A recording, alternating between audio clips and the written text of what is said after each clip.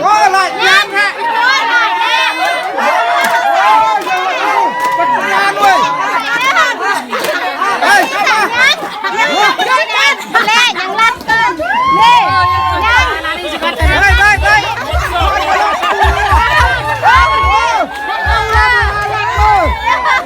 รัดนี่เอาละรัดเอาเล่ามา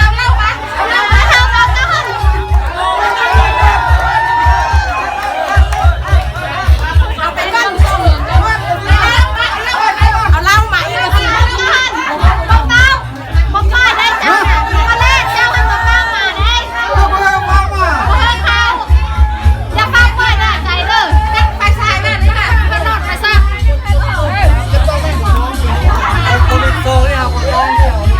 จะได้สองกันเอาได้ตีแล้วก็อย่าเข้าปล่อยง่ายเลยอย่าเข้าปล่อยง่ายล้างบ่มีซองนี่บ่มีล้างนี่นะ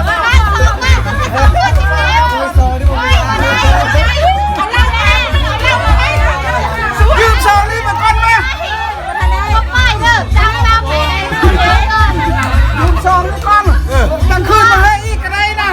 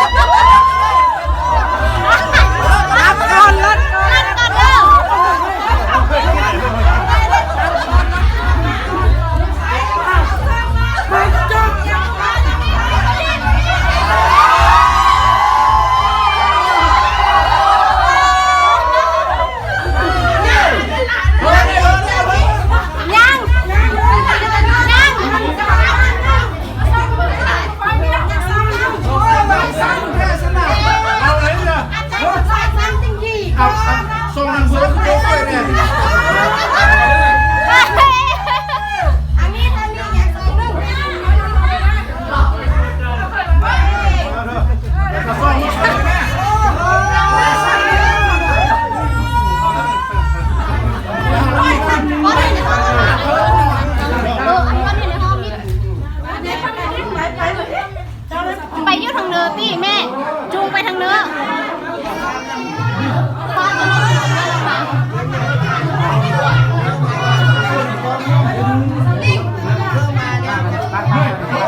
อันแม่จูงไปทางเนื้อพุ่งว่าเพราะถ้ายืนนี่ก่อน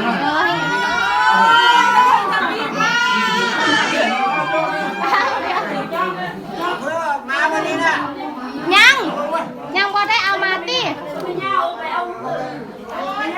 ไม่ยากเลยเพื่อนน่ะเราญาติ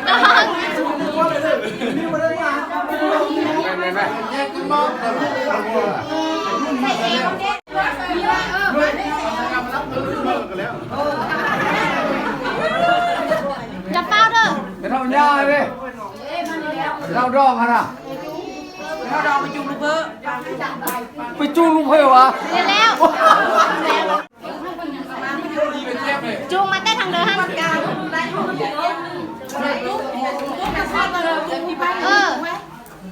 ฟังเด้อ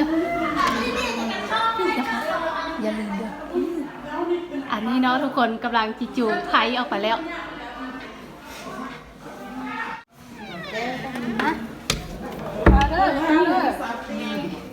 ได้ซองไม่ดีใจเลยแล้วเจ๊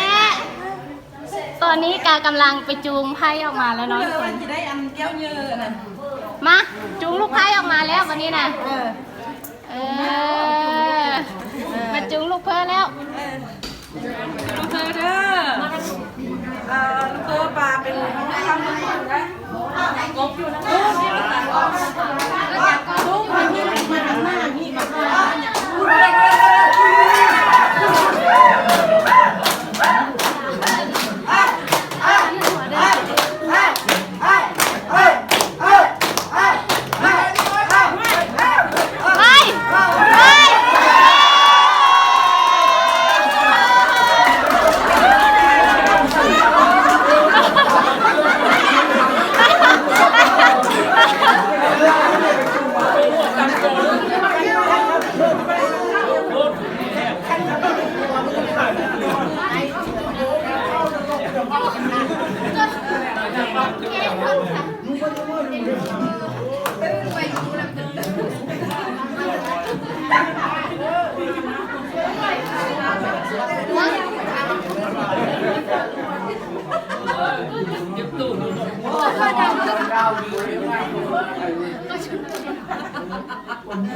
ได้มานั่งทางนี้ตื่น แล้วเรื่องเราบอกมาดิ อ้าวโบแม่นนั่งทางนี้ว่ะอ๋ออาจารย์โบแม่นนั่งทางนี้ว่ะ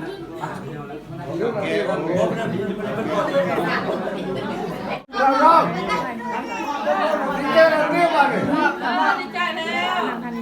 เมื่อกี้ไม่เป็นดูมาดูใครวะ มันจะนั่งมาได้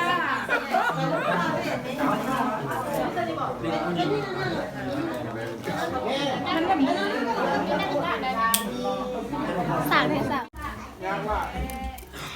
ไหนเขาจะป้อนเอาตัวนั้นป้อนเอาเนาะเอาน้ำส้มจอกค่อยเนี่ยเอาให้เป็นหน่วยบ่ได้ไป คือบ่ให้เป็นหน่วยเหรอ บ่ว่าเพิ่นเจียเอาป้อนเอา เด้อ ไข่เด้บ่แม่นเอาเข้าปุ่นหน่อยนึงมันก็แค้นก็นั่นแหละจังว่าได้จอกน้ำหลายๆเอาไปตุกเอาบ่ไว้เคย เนื้อจอกหนึง นี่จอกนึง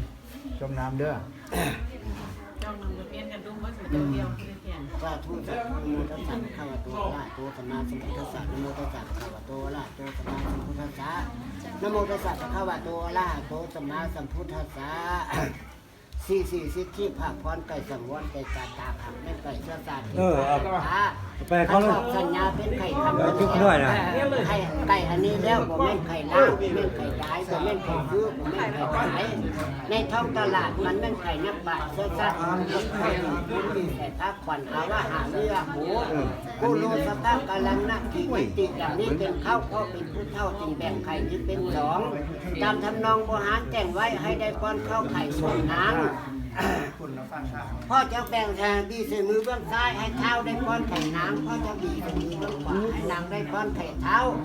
ขันส่งเผื่อเจ้ากินแล้วความทุกข์อย่าให้ใกล้ความเจ็บไม่ให้ความทุกข์ร้ายตุกเกิดขึ้นทุกที่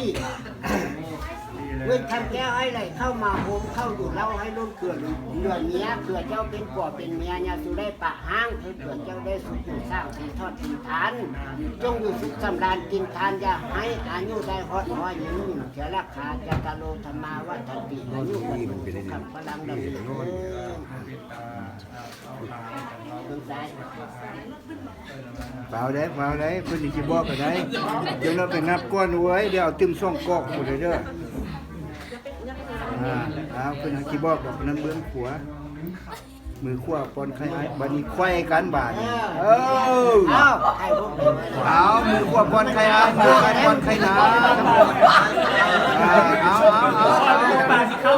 ป้อนสิบบาทมันคือป้อนสิหูหรือป้อนสิบบาทนี่ เอาในปากรถเอา ว่าครั้งแรกบอกนั่นแล้วบ่ ใครเป็นคนร้ายเนี่ยของแกงน้ำเลยน้ำเลย นี่น้ำอยู่ เด้นำเด้แล้วนำลองเข้า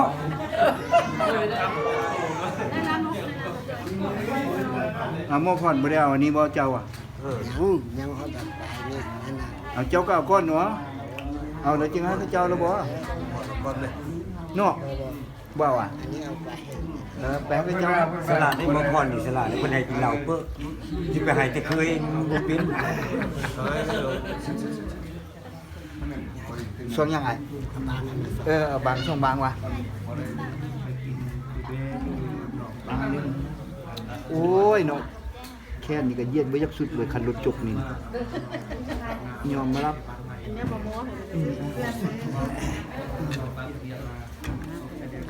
ฝ่ายเราเด้เนาะ เนี่ยมันนี่ คือบ่อจมใหญ่เนาะไอ้น้องฝ่ายเรานี่ นี่อันแบกกำนึงลูกกำนึง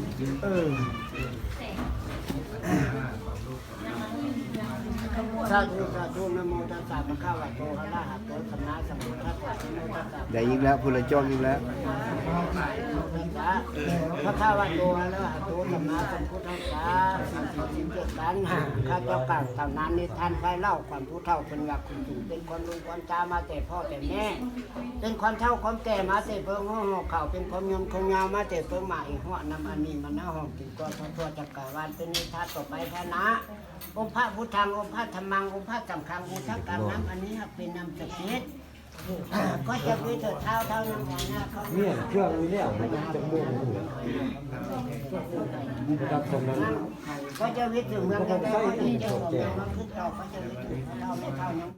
ก็จะวิถึงคนที่ขี่ยังนักกินนักทานก็จะวิถึงแม่ม้าก็ยังปลูกลูกไม้ก็จริงวิถึงผู้ปลูกยาวอายุนั่น1 ปี องค์พระพุทธังองค์พระธรรมังองค์พระสังฆังพุทธกังน้ำอันนี้ครับเป็นน้ำสักขีว่าจะวิถึงผู้ผมเนี้ยก็ยังมีอายุหนึ่งกันเท่ามีลูกเต้าเลี้ยงเด็กผู้ดีเป็นเศรษฐีนั่งนี้บ่ให้เขาจะวิถึงผู้ให้เขาจะวิถึงคนละคนก็จะวิถึงเขาจะกูขึ้นมาเขาแก้วเขาจะวิถึงผมเนี้ยเอากันมือแล้วก็จะนั่งมีเงินกันเขาจะวิถึงท่านผู้นำก็จะเป็นรับใช้ของประเทศก็จะวิถึงนักสืบก็จะวิถึงหลวง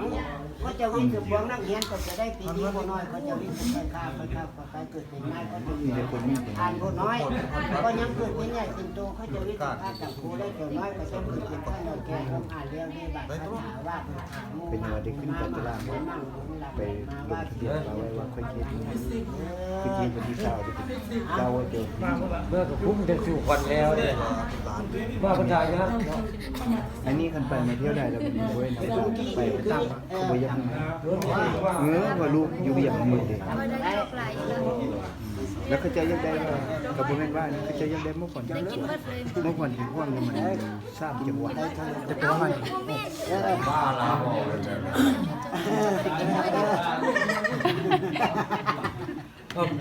วเย็ดมาดิพระเจ้าเมื่อเปลี่ยนไม่แต่เปลี่ยน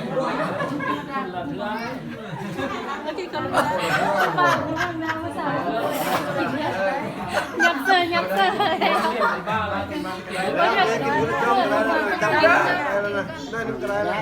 เก็บมาเลย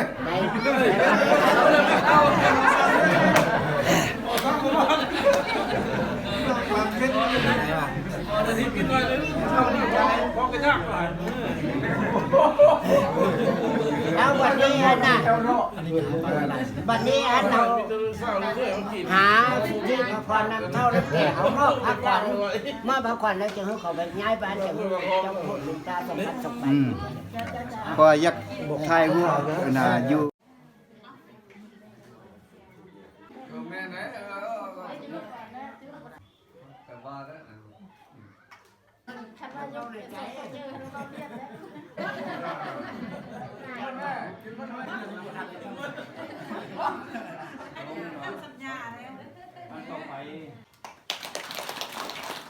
ต่อไป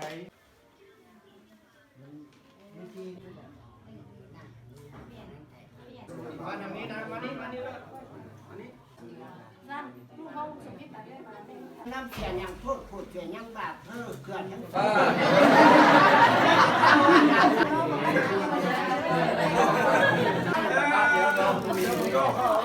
ทำไมไม่รู้เลยนั่นเนี่ย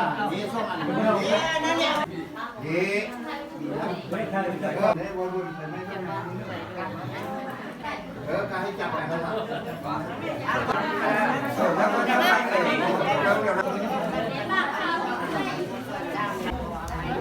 เราจม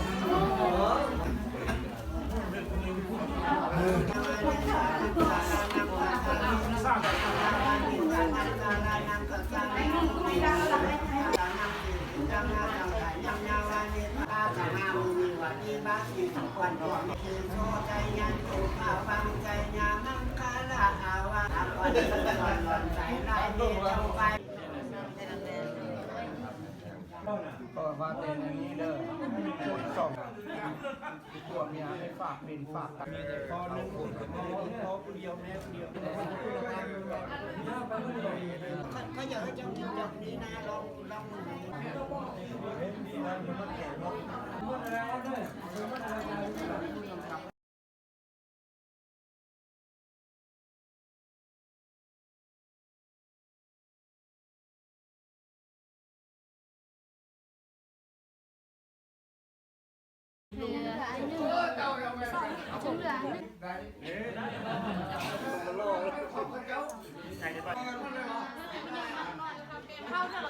เอาไปเรียนกันแม่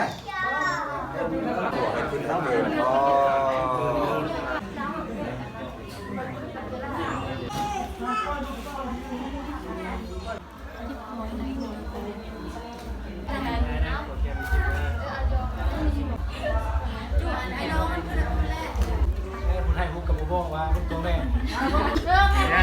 เก็บมาพี่ก็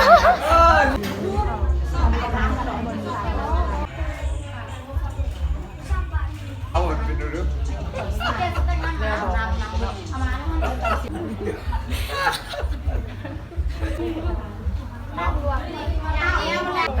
แม่นหมดเลยใช่ก็แม่นแล้วบอก จะมัดแค่